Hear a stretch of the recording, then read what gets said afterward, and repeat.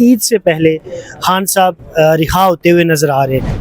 हवाएं चल रही हैं बेहतरी की तरफ, केसेस ख़त्म हो रहे हैं तो उम्मीदें बढ़ रही हैं। अल-कादिर में उनको सज़ा हुई है। पिछले साल का बजट आपने देखा था, उसमें किसी किस्म की अवाम दोस्ती नहीं थी। मोदी कोई दोबारा से एडवेंचर करने की कोशिश करेगा?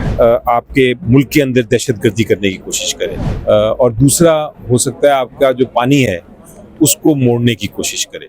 बिस्मिल्लाहिर्रहमानिर्रहीम, अस्सलाम वालेकुम। आज डिजिटल के साथ सिद्धार्थ फैसल हाजिर खिदमत है। मेरे साथ बैरिस्टर अली ज़फ़र साहब मौजूद हैं। किसी तारीफ के मोहताज नहीं है, जय्यद सियासतदान है, जय्यद कानूनदान है, सीनियर वकील हैं। बैरिस्टर साहब बहुत शुक्रिया आपके बात का। सबसे पहले कुछ बातें, कुछ चैम को ये चल रही हैं कि खान साहब के हवाले से कोई रिलीफ की खबरें चल रही होती हैं, क्या कोई ऐसा मामला है? ये देखें, खबरों की हद तक पर कोई असलियत नहीं है इस खबर में। मेरी कल मुलाकात है खान साहब से, इंशाल्लाह अगर हो गई तो मैं उनसे ज़रूर पूछूंगा, लेकिन फ़िलहाल के लिए मैं यही आपको बता सकता हूँ कि ऐसी कोई बात नहीं है। हाँ, राह हमवार है, हवाएं चल रही हैं बेहतरी की तरफ, केसेस ख़त्म हो रहे हैं तो उम्मीदें बढ़ रही हैं, और लोगों की ख्वाहिश ज़रूर है कि कोई ना कोई किसी किस्म की सेटलमेंट हो, कोई ये हल ढूंढा जाए इस मामले का। तो ख्वाहिशों की वजह से शायद खबरें गर्दिश करती हैं, लेकिन अभी तक रियलिटी नहीं, लेकिन ख्वाहिश हर एक की ज़रूर है। बैरिस्टर साहब, मुझे ये बताइएगा कि कौन सा बड़ा केस है खान साहब के ऊपर, क्योंकि आप खुद वकालत भी करते हैं, चीज़ों को समझते भी हैं, टेक्निकल चीज़ों को समझते हैं, तो बड़ा केस उनके ऊपर कौन सा?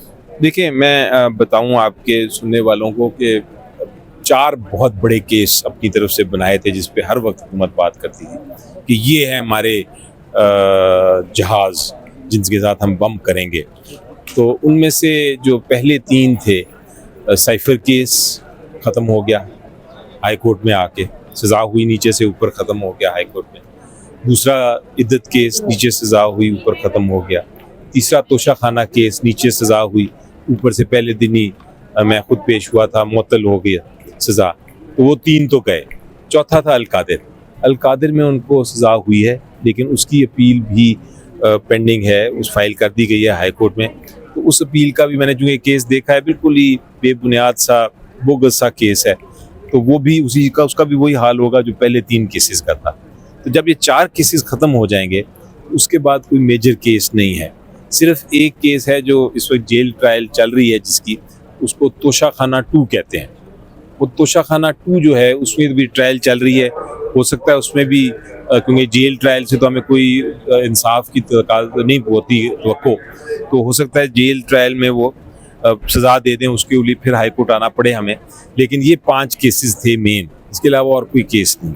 आपकी दूरअंदेशी क्या कहती है? खबरें ये चल रही हैं, हामिद रज़ा साहब, आपकी पार्टी से उनका तल्लुक़ है, उन्होंने ये कहा है कि ईद से पहले खान साहब रिहा होते हुए नज़र आ रहे हैं। आपकी दूरअंदेशी, आपकी एजम्पशन क्या सराई क्या कहती है कि कोई ऐसी मुमकिन सूरत हाल बन सकती है?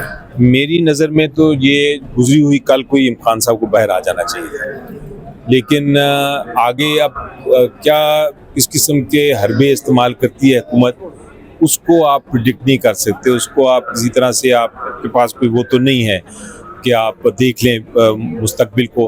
अंदाज़ा मैं कभी लगाता नहीं हूँ, लेकिन जैसा मैंने कहा कि जल्द इंशाल्लाह एक्सपेक्ट करें, ईद से पहले या बाद ये मुझे नहीं पता, लेकिन अल्लाह करे कि वो बहुत जल्द निकले, और कोशिश हो रही है और लग भी यही रहा है। मुझे ये बताइएगा कि बजट भी आ रहा है, सियासी आदमी भी आपके, तो क्या ये बजट अवाम दोस्त होगा? पिछले साल का बजट आपने देखा था, उसमें किसी किस्म की अवाम दोस्ती नहीं थी। वो तो बजट अवाम को क्रश करने के लिए था, उनको दबाने के लिए था, तबाह करने के लिए था, और वही हुआ। तो ये इस बार भी कोई बजट बिल्कुल उसी किस्म का होगा, बल्कि उससे भी वर्स होगा। और हम पूरी कोशिश करेंगे कि उसमें हुकूमत को जिस हद तक अपोज कर सकते हैं हम, जिस हद तक उसकी मुखालफत कर सकते हैं, हम करें। लास्ट क्वेश्चन, मोदी कोई दोबारा से एडवेंचर करने की कोशिश करेगा? सर, मैंने मेरी स्पीच आपने सुनी थी, मैंने कहा था कि Modi is a wounded rat, यानी वो ज़ख्मी है, और उसने वो हर महाज पे हार चुका है। तो अब वो डेस्परेट हुआ है, यानी उसको समझ नहीं आ रही कि मैं क्या करूं। तो ज़रूर इस नासमझी में वो फिर कुछ हरकत करने की कोशिश करेगा। मुझे डर है 2 किस्म के। एक तो ये हो सकता है कोई आपके मुल्क के अंदर दहशतगर्दी करने की कोशिश करे, और दूसरा हो सकता है आपका जो पानी है उसको मोड़ने की कोशिश करे। तो ये दोनों चीज़ें जो हैं ये बड़ी ख़तरनाक हैं। अगर वो पानी को मोड़ने की कोशिश करेगा तो हमारे पास कोई चॉइस नहीं होगी कि हम जाके उसके जो भी बंदोबस्त कर रहा है उसको तबाह करें। और अगर वो इधर टेररिज्म करेगा, दहशतगर्दी करेगा, तो हमारे पास फिर कोई चॉइस नहीं होगी कि हम फिर उसको मुंह तोड़ जवाब दें। तो मेरा ख्याल है मैं तो भारत की जो पब्लिक है उसको कहता हूँ कि इसको जल्द से जल्द हटाएं और कोई ऐसा शख्स लेके आएं जो कि समझता हो कि इंसाफ क्या है, कानून क्या है और जो अमन को जानता हो।